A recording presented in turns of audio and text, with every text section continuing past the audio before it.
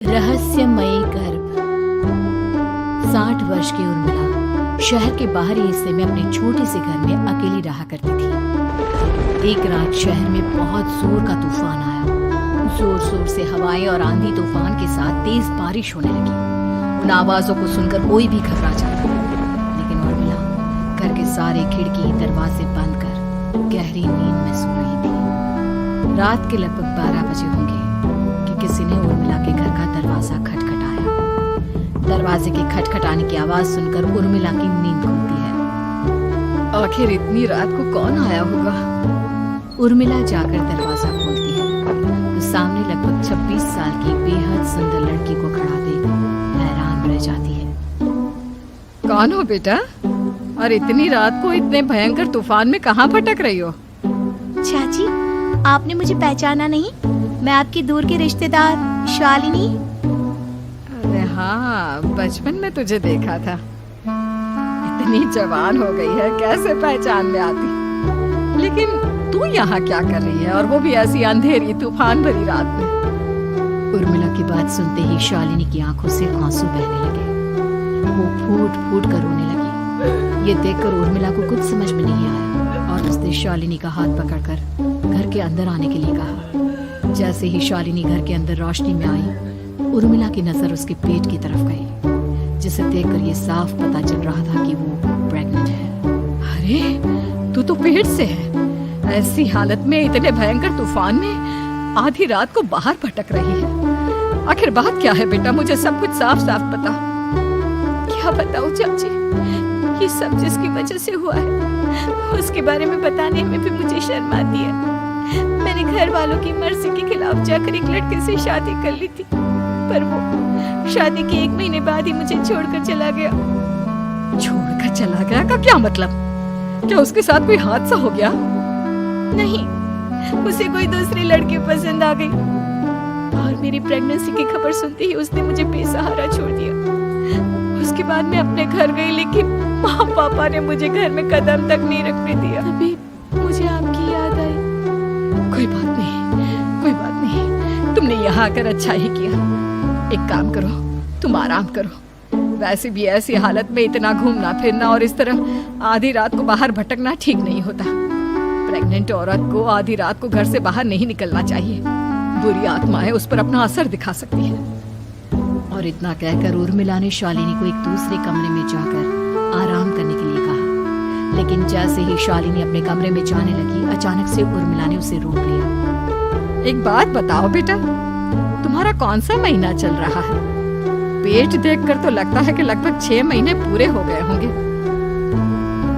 उर्मिला की बात सुनकर शालिनी के होठों पर मुस्कुराहट आ गई। चाची जी, अभी सिर्फ 1 ही महीना हुआ है। शालिनी की बात सुन उर्मिला दंग रह गई। उसे समझ में नहीं आ रहा था कि प्रेगनेंसी के पहले ही महीने में शालिनी की हालत ऐसी क्यों थी। लेकिन फिर उसने बात को नजरअंदाज कर शालिनी को आराम करने के लिए कहा और खुद भी कमरे में जाकर सो गई। अभी कुछ ही घंटे बीते थे कि अचानक से एक बच्चे की बड़े ही अजीबोगरीब बेढंगे तरीके से रोने की आवाजें उर्मिला के घर में गूंजने लगी। उन आवाजों को सुनकर उर्मिला की नींद फिर से खुलती है। ये अचानक बच्चे के रोने की आवाज कहां से आने लगी? उसने उठकर चारों तरफ देखा, पर वहां उसे कोई नजर नहीं आया। उर्मिला घबराते हुए शालिनी के कमरे में गई तो वहां उसे कमरे की दीवार पर एक बेहद खौफनाक साया नजर आया, जिसे देखकर उर्मिला बुरी तरह से घबरा गई। आखिर ये सब क्या हो रहा है? शालिनी, शालिनी उठो! उसने जोर जोर से आवाज देकर शालिनी को जगाने की कोशिश की, लेकिन ऐसा लग रहा था जैसे उसकी आवाज शालिनी तक पहुंच ही नहीं रही थी। कमरे की दीवार पर एक बहुत बड़ा और बेहद डरावने दिखने वाले इंसान का साया और एक बच्चे के अजीबोगरीब ढंग से रोने और चीखने की आवाजें अब उर्मिला को ज्यादा डराने लगी थी। उर्मिला को शालिनी की चिंता सताने लगी और उसने पूरी ताकत के साथ चीख कर शालिनी को आवाज लगाई, शालिनी! तभी अचानक सब कुछ एकदम पहले जैसा हो जाता है और उर्मिला की आवाज सुनकर शालिनी की नींद खुलती है। क्या हुआ चाची? आप इतनी तेज क्यों चिल्ला रही हैं? अब ठीक तो है ना? अभी अभी मैंने तुम्हारे कमरे में कुछ अजीब सा देखा। तुम ठीक हो ना शालिनी? मुझे यहाँ एक बच्चे के रोने की आवाजें आ रही थी। लगता है आपको मेरी कुछ ज्यादा ही चिंता हो गई है।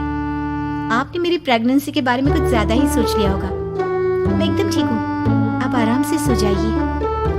इतना कहकर शालिनी ने उर्मिला को फिर से अपने कमरे में जाने के लिए कहा और खुद भी जाकर सो गई। पर अब उर्मिला की आंखों से नींद गायब हो चुकी थी। अगली सुबह जब शालिनी उठी तो वो सीधा उर्मिला के पास आई। गुड मॉर्निंग चाची। तभी अचानक उर्मिला की नजर शालिनी के पेट पर पड़ती है, जिस पर नीले रंग से एक अजीब सी आकृति नजर आ रही थी। शालिनी, ये तुम्हारे पेट को क्या हुआ? मैंने इतनी औरतों को देखा है, ऐसा तो किसी के साथ नहीं होता। शालिनी ने जैसे ही अपने पेट की तरफ देखा तो उसे वहां कुछ भी नजर नहीं आया। चाची कुछ भी तो नहीं है, सब कुछ एकदम नॉर्मल है। आपको क्या अजीब लग रहा है? इससे पहले कि उर्मिला उसके सवाल का कोई जवाब देती, अचानक से शालिनी के पेट में जोर जोर से दर्द होने लगा। वो बुरी तरह दर्द से तड़पने लगी। चाची, चाची। ये सब देखकर उर्मिला बहुत घबरा गई। उसने धीरे धीरे शालिनी के पेट को सहलाना शुरू किया, लेकिन शालिनी का दर्द कम नहीं हुआ। उर्मिला जाकर रसोई से पानी का गिलास लेकर आई और शालिनी को पानी पिलाने की कोशिश करने लगी। ले बेटा, पानी पी ले, तुझे आराम मिलेगा। ले ले। नहीं चाची, मुझे बहुत तेज दर्द हो रहा है। अरे थोड़ा पी ले बेटा। जैसे ही उर्मिला ने शालिनी को पानी पिलाया, उसने देखा कि गिलास में बचा पानी का रंग नीला पड़ गया और शालिनी की आंखें अजीब हो गई। उसके पेट पर बच्चे का एक डरावना चेहरा नजर आने लगा। ये सब देखकर उर्मिला की डर से हालत खराब होने लगी, पर तभी शालिनी का दर्द ठीक हो गया।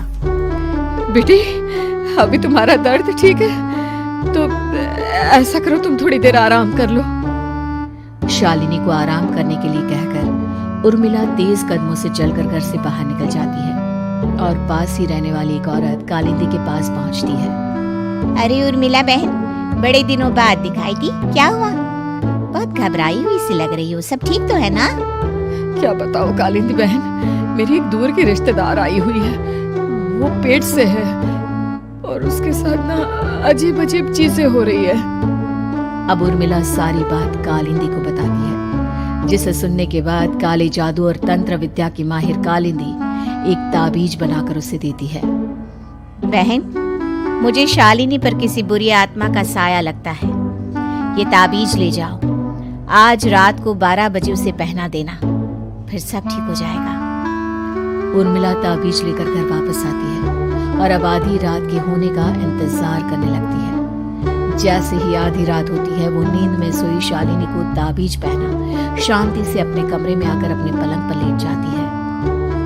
अब सब ठीक हो जाएगा। ये सोचकर उर्मिला शांति की एक सांस ही लेती है कि तभी अचानक उसकी आंखों के सामने कुछ ऐसा आता है जिसे देखकर उर्मिला डर से चीखने लगती है। तुम कौन हो? कौन हो तुम? जाओ यहाँ से, जाओ जाओ यहाँ से। तभी उर्मिला की एक जोरदार दर्द भरी डरावनी चीख वहां पर गूंज गई। उर्मिला की आंखों के सामने एक बच्चा खड़ा हुआ था, जिसका पूरा शरीर किसी बूढ़े की तरह नजर आता था, लेकिन मुंह किसी नवजात बच्चे की तरह था। उसकी आंखें गुस्से से लाल थी और वो घूर घूर कर उर्मिला की तरफ देखा जा रहा था। कौन हो तुम? कौन हो? उर्मिला के चीखते ही वो बच्चा जोर जोर से रोने लगा। घबराकर उर्मिला ने अपने हाथों को अपने कानों पर रख लिया। उसकी समझ में नहीं आ रहा है कि आखिर ये सब उसके साथ क्या हो रहा है। कौन हो तुम? कौन हो? क्या चाहते हो मुझसे? जाओ जाओ यहाँ से, आखिर तुम हो कौन? तभी अचानक से उर्मिला के पूरे घर में लाल रंग की रोशनी फैल गई। वो बच्चा धीरे धीरे कदमों से चलता हुआ उर्मिला की तरफ बढ़ने लगा। किसी नवजात पैदा हुए बच्चे के जैसे उसके रोने की आवाज अब उर्मिला के कानों में गूंज रही थी। लेकिन कुछ ही सेकंड में वो चुप हो गया और उसने बेहद खतरनाक आवाज में उर्मिला के सवाल का जवाब दिया। मैं वो हूँ जो अब तक पैदा नहीं हुआ, लेकिन जब मैं पैदा हो जाऊंगा तो वो होगा जो अब तक कभी नहीं हुआ। क्या कहना चाहते हो? ऐसा क्या हुआ जो अब तक नहीं हुआ? तबाही होगी, तबाही। सब कुछ खत्म हो जाएगा और ये जो लड़की मुझे जन्म देने वाली है, मैं उसका खून पी जाऊंगा, सारा खून। उस बच्चे की बात सुनते ही उर्मिला बुरी तरह घबरा गई। उसका एक बुजुर्ग आदमी जैसा शरीर, एक नवजात बच्चे जैसा चेहरा, ये दोनों ही बातें उर्मिला की समझ से बाहर थी। तभी वो बच्चा अचानक गायब हो गया। घर का माहौल फिर से पहले जैसा हो गया। लाल रंग की रोशनी भी अब गायब हो चुकी थी। उर्मिला दौड़कर शालिनी के कमरे में पहुंची, जहां वो गहरी नींद में सोई हुई थी, पर उसके गले का ताबीज गायब हो चुका था। उठो, उठो शालिनी, उठो बेटा, मुझे तुमसे जरूरी बात करनी है। अरे चाची क्या हुआ? इतनी रात को आप परेशान क्यों कर रही हैं? सब ठीक है ना? अभी जब तुम सो रही थी ना, तो मैंने तुम्हारे गले में एक ताबीज पहनाया था। कहाँ गया बेटा, बताओ मुझे।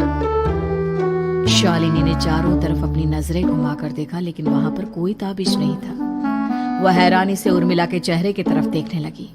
उसे समझ में नहीं आ रहा था कि आखिर उर्मिला किस ताबीज के बारे में बात कर रही थी। नहीं चाची, यहाँ कोई ताबीज नहीं है। लगता है आपने कोई बुरा सपना देखा है। मैंने कोई बुरा सपना नहीं देखा।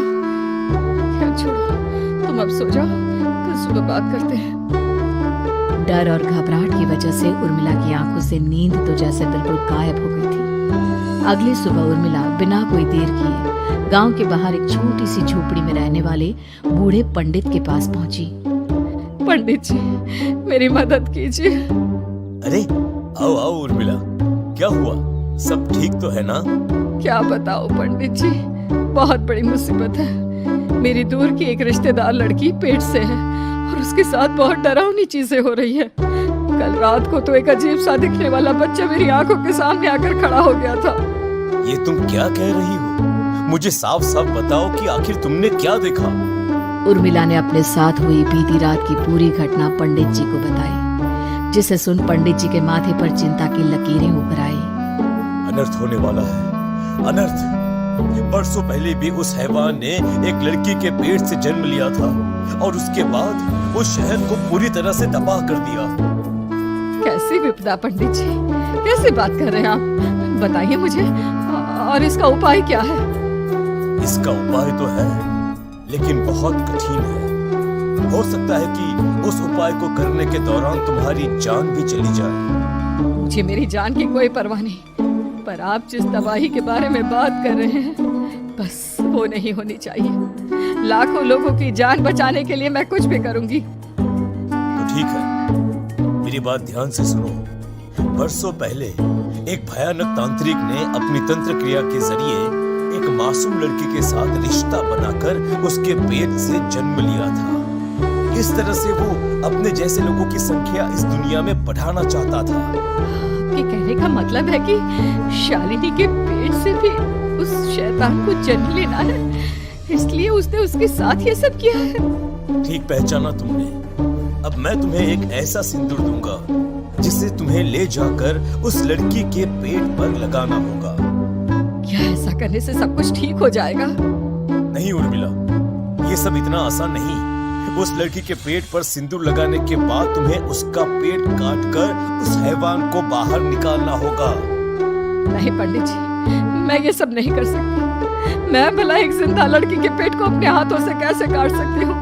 अगर तुमने ऐसा नहीं किया तो कुछ ही दिनों में वो हैवान उस लड़की के शरीर से जन्म लेगा और उसके शरीर के सारे खून को पीकर अपनी ताकत को बढ़ाएगा। उसके बाद वो धीरे धीरे इस पूरे शहर को तबाह कर देगा। यहाँ पर कोई जिंदा नहीं बचेगा। लेकिन अगर मैं उसके पेट को काट दूंगी तो क्या वो जिंदा बच पाएगी? अगर शालिनी को कुछ हो गया तो, अगर उसकी मृत्यु हो गई तो? ऐसा कुछ नहीं होगा उर्मिला, तुम्हें अपने मन को पक्का करके ये काम करना ही होगा।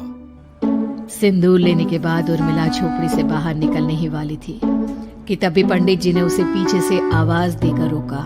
उर्मिला, उस लड़की का पेट काटकर हैवान को बाहर निकालना ही काफी नहीं होगा। तुम्हें ध्यान रखना होगा कि ये सब करते हुए उस बच्चे का जो आधा बूढ़े का शरीर है उस पर सिंदूर की एक बूंद भी ना लगने पाए, क्योंकि अगर ऐसा हुआ तो वो तुम्हें और बाकी सबको कच्चा खा जाएगा। पंडित जी की बात सुन उर्मिला की आंखें फटी रह गई और उसके शरीर में डर की लहर दौड़ गई। फिर भी उसने हिम्मत की। ठीक है पंडित जी, मैं पूरी कोशिश करूंगी कि मैं उस हैवान को वहीं के वहीं खत्म कर पाऊं। इसके बाद उर्मिला तेज कदमों के साथ घर वापस आती है। दिन बीतता है, रात का अंधेरा छाने लगता है। शालिनी खाना खाकर सोने चली जाती है और उर्मिला लगातार उसके गहरी नींद में सो जाने का इंतजार करने लगती है। जिसके बाद उर्मिला दबे कदमों से शालिनी के कमरे में पहुंच गई। मुझे ये करना ही होगा। अब उर्मिला ने धीरे धीरे शालिनी के पेट पर पंडित जी का दिया सिंदूर लगाना शुरू किया। उर्मिला के हाथ बुरी तरह से कांप रहे थे। उसके एक हाथ में चाकू था जिससे वो पेट काटने वाली थी। उर्मिला ने एक नजर शालिनी के चेहरे की तरफ देखा और फिर डरते हुए उसके पेट पर चाकू चलाना शुरू किया। कमाल है, मैं इसका पेट काट रही हूँ और ये आराम से सो रही है। इसे दर्द नहीं हो रहा क्या? तभी अचानक उर्मिला के कानों में बच्चे की रोने की आवाज सुनाई देने लगी। उसने घबराकर चारों तरफ देखा पर वहां पर कोई नहीं था। बस रोने की आवाज लगातार आ रही थी। उर्मिला बिना रुके लगातार शालिनी के पेट को काटती रही। उसे इस बात का भी ध्यान रखना था कि सिंदूर बच्चे के बूढ़े आदमी वाली शरीर के हिस्से पर ना लगे। कुछ ही देर में वो हैवानी बच्चा उर्मिला के हाथों में था। उसने बड़ी ही सावधानी से उस बच्चे को बाहर निकाला और पंडित जी के कहे अनुसार उसे घर से दूर चलाने के लिए ले गई। पर तभी उसके सामने वही बूढ़े शरीर और बच्चे के चेहरे वाला बच्चा आ गया। अपनी गोद में और सामने भी बच्चे को देखकर उर्मिला हैरान रह गई। मुझे मांगी, मुझे इतनी हिम्मत कैसे है तुम्हारी? तुम पैदा नहीं हुए हो और मुझे पता है जब तक तुम्हारा जन्म नहीं हो जाता तो मुझे कुछ नहीं कर सकते। इतना बोलते ही उर्मिला तुरंत उस बच्चे को घास के ढेर पर फेंककर उसमें आग लगा देती है। जिसके तुरंत बाद वो बूढ़े आदमी के शरीर और बच्चे के चेहरे वाला अजीब तांत्रिक का भूत भी वहां से गायब हो जाता है। कुछ देर बाद उर्मिला घर पहुंचती है तो वो ये देखकर हैरान रह जाती है कि शालिनी का पेट अपने आप जुड़ चुका था। शुक्र है भगवान का और उन पंडित जी का, अब सब ठीक हो जाएगा। सुबह शालिनी सोकर उठती है तो अपना पेट देख बुरी तरह घबरा जाती है। चाची, चाची ये सब क्या हो गया? मेरा पेट अचानक कम कैसे हो गया? मेरा बच्चा कहाँ गया चाची? बेटी, वो बच्चा नहीं एक खतरनाक तांत्रिक था जो तुम्हारी कोख से जन्म लेकर सबको मार देना चाहता था। पैदा होते ही तुम्हारी जान भी ले लेता। इसलिए मैंने पंडित जी के बताए उपाय से उसका खात्मा कर दिया है। अब सब ठीक है। शालिनी को उर्मिला की बात समझ में नहीं आती। जिसके बाद शालिनी को पूरी बात उर्मिला आराम से समझाती है। अब वो दोनों ही भगवान का शुक्र अदा करती हैं और एक साथ रहने लगती हैं। अगर आपको हमारी ये कहानी अच्छी लगी तो कमेंट करके जरूर बताएं और आप ऐसी ही और कहानी सुनना चाहते हैं तो हमारे चैनल को सब्सक्राइब कर बेल बटन दबाएं, वीडियो को लाइक करें और शेयर करना न भूलें।